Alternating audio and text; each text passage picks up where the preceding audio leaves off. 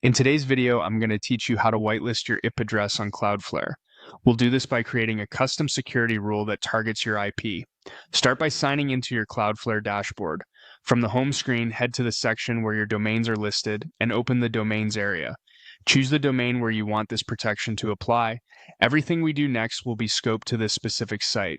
Once you're inside the domain, navigate to security. In security, open security rules. This is where Cloudflare lets you define conditions and actions for traffic that matches those conditions. Create a new rule.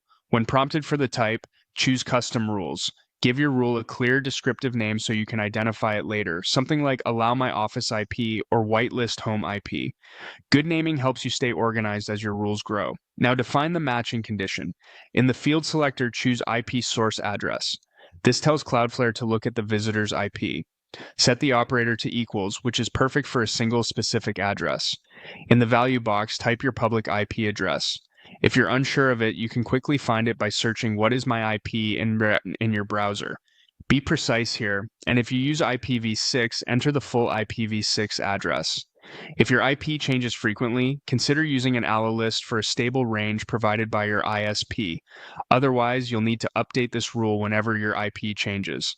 Next, choose the action. For a true whitelist, you would typically select Allow so traffic from your IP bypasses other security controls. In this walkthrough, we'll select Manage Challenge, which still lets you through while verifying the request. This is useful if you want to safeguard without fully bypassing protections. Pick the option that fits your policy. Set where this rule should be placed.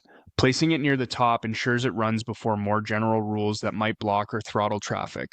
Confirm the order in the list so it executes as you intend. Remember, rule order matters. The first match usually wins.